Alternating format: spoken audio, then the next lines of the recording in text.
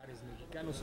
Ahora hay una propuesta que surge del Senado de la República, del senador Beltrones, respecto a generalizar el gravamen del IVA y nada más exentando los productos de la canasta básica. Esto como parte de una reforma fiscal integral. ¿Cuál es su opinión? Bueno, primero decirte que me parece que mientras el presidente Calderón y el gobierno federal habla de que la economía va muy bien, eh, la verdad es que en la economía doméstica se resienten los incrementos a los artículos de primera necesidad, y esto me parece que está motivado fundamentalmente por una política de precios y de ajustes a las gasolinas, al diésel y al gas. En la presente administración, en la administración del presidente Calderón, ha habido hasta la fecha 71 incrementos a la gasolina, el gas, el diésel, acordados por la Secretaría de Hacienda, y esto indudablemente repercute en artículos de primera necesidad y en los incrementos a este tipo de artículos que son de uso cotidiano y doméstico para las familias más necesitadas.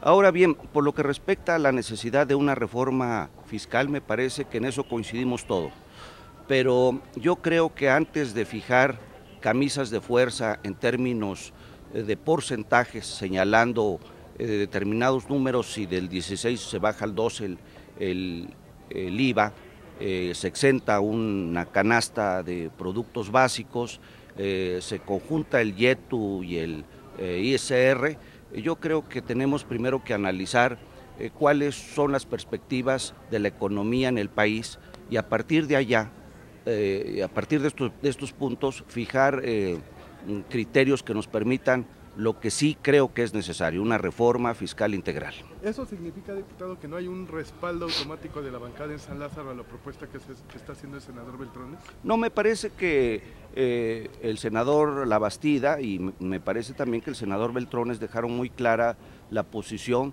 de que, si bien este es un planteamiento que hacen los senadores en la plenaria para discutir su agenda legislativa, también creo que me parece muy importante que hayan dejado sentado que primero tendrán que platicar con los diputados de nuestra fracción, y yo creo que podríamos unificar criterios con bases muy sólidas respecto al desarrollo de la economía y las perspectivas que vemos en ello, pero yo creo que es un asunto que antes que podamos fijar porcentajes específicos, yo creo que necesitamos hacer un análisis y particularmente pienso que es viable la posibilidad de bajar el IVA y ampliar su aplicación para una recaudación mucho más amplia como requiere el país para su desarrollo. Los regímenes especiales también ver estos que muchos de ellos son intocables.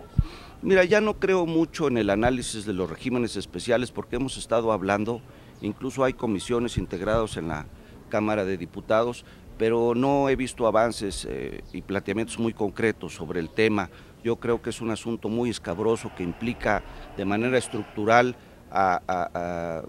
y su impacto a la economía, pero sí creo que las grandes empresas que ahora no pagan los impuestos que deberían hacerlo, y yo creo que debemos empezar por ello.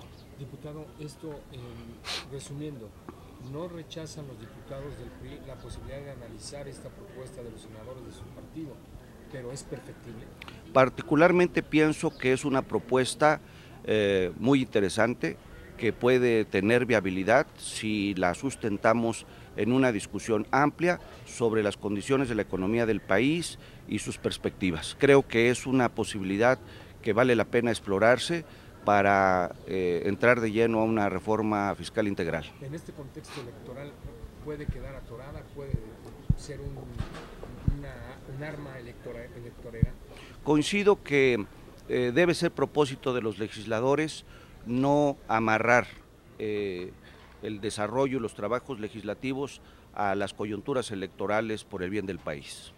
Diputado, ¿qué tanto han cambiado las circunstancias en los últimos años como para que la propuesta que incluso le costó la coordinación a Elba Ester Gordillo, pues ahora ustedes estén dispuestos a analizarla?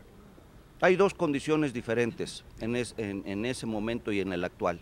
En ese momento se trató de imponer una decisión cupular en alianza con la administración del presidente Fox. Hoy hay un procedimiento diferente y hay condiciones diferentes porque estamos partiendo de un análisis, de una discusión sobre la necesidad de una reforma fiscal que implicaría así ver la posibilidad de bajar el IVA y ampliar su aplicación.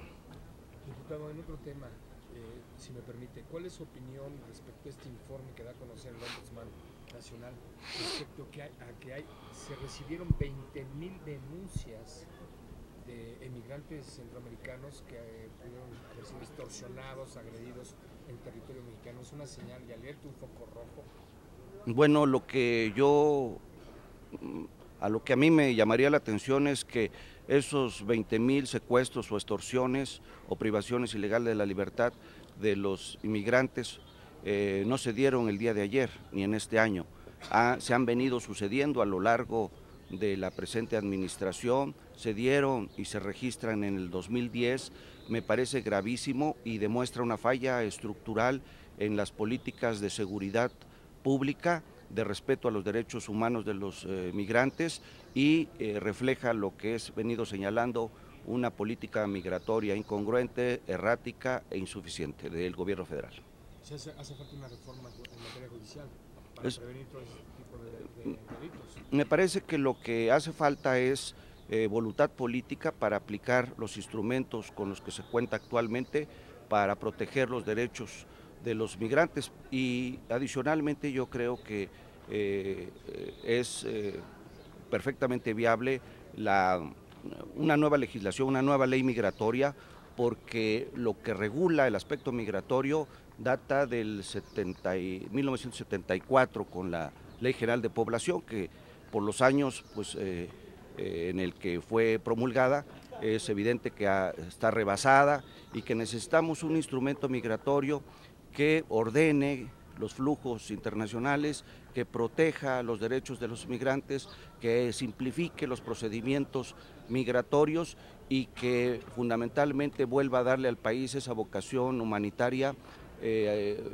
adecuando los tratados internacionales a nuestra legislación doméstica. ¿La actual administración ha sido omisa en este tema? Ha sido omisa y ha sido irresponsable. Me parece que no ha habido ninguna iniciativa del presidente Calderón a la fecha con respecto a una nueva ley migratoria, incluso después de varias semanas, o yo diría muchas semanas, a mi juicio, apenas el día de ayer se promulgó la ley que tiene que ver con la protección a los refugiados políticos y eso habla pues de que hay indolencia incluso cuando las leyes han sido aprobadas ya por el legislativo y su tardanza para que se promulguen. Me parece pues que ha habido falta de voluntad política, ha habido indolencia y esto demuestra incapacidad de un gobierno para hacer frente a uno de los problemas que como país nos llena la cara de vergüenza frente a otros países fundamentalmente como los centroamericanos. Diputado, ¿qué opinión le merece la cifra de los 111 víctimas inocentes en la guerra antinarco y sobre todo cuando el Ombudsman mencionaba que en la mayoría de esos casos pues sigue pendiente de hacerse justicia?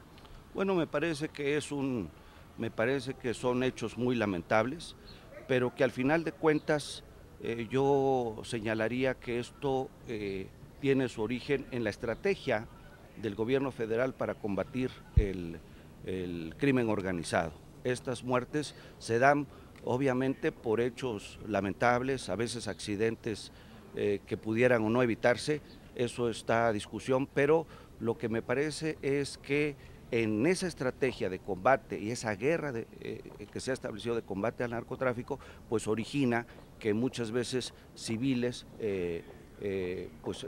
pierdan la vida de manera accidental o por omisiones en los operativos que realizan las Fuerzas Armadas o los cuerpos de seguridad pública. Yo creo que allí es donde deberíamos centrar el análisis de esta consecuencia tan lamentable en la estrategia, más que en el hecho específico por el que se causa la muerte a un civil en el marco del combate al crimen organizado.